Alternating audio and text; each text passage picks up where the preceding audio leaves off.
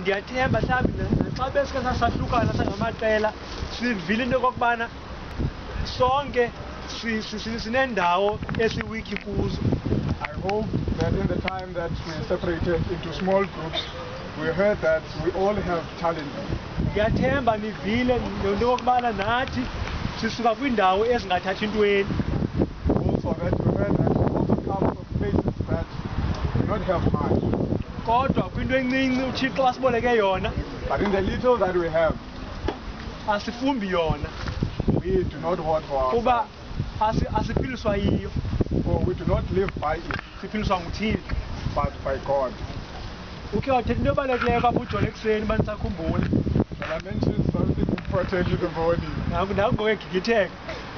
Uthi uJola Jola Eh. said, zonke into eziphathekayo sizibonayo ziyazawubhanga ngenye imini. all these positions shall come to pass. Uzawushiyeka kusele ntoni? And what shall remain? Uzawushiyeka uThixo. God. Alright, masibambele kuThixo. Zonke izinto ziyathini ziyadlula, izinto zomzuzwana.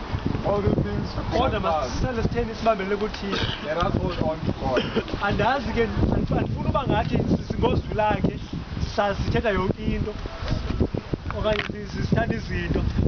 Mhlawumbi ikhona ningabantu abadala kakhulu ukuthi ninamava esingawaziyo, ninobulumko esingenabo thina.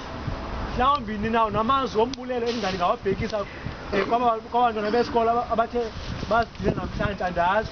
Kodwa ndifuna uba ningathi sinivalele, yasithi oko sithetha.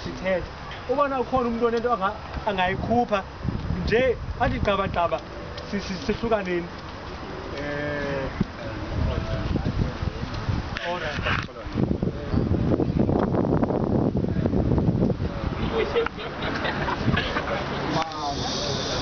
Masimameleni. Akho mazwi angakho endizawathetha mna ngaphezu kwala asele ethethiwe. I am not going to say further more than what has been said. Kuphela eyona nto endiyivakalisayo kakhulu ndivakalisa kuba ningabantwana kuthi. We want to express to you as our children. Andikaqalisi nokuphangela nina ndisekuzifundo zenu. We have not even started working, we are still students. Ya ninamabhongo wenu entliziyweni, izinto endifuna uba zizo ngomso. You've got ambitions in your hearts, you want to become different things tomorrow. Iintliziyo zethu niyazichukumisa ngohlobo enenza ngalo kuba ningakaphangeli nokuphangela kodwa nikwazi ubani manibe nengcingane nemfesane nemfobe ngabantu abasithi ngolu hlobo. You are touching our hearts in that you have not even started employment, but even in your state you have thought about people like us.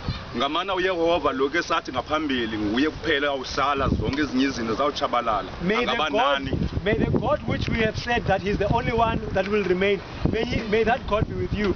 Kuzo zonke i-desires enhliziyo zenu ezilungileyo.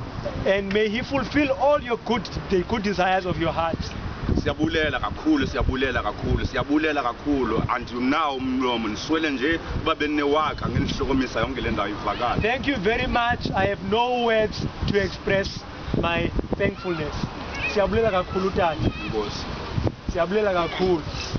Uthiwa ke umbe ngomde uyawucima umlilo mfowethu tata. umbe ngomde uyawucima umlilo. Ayitoli konke leyo.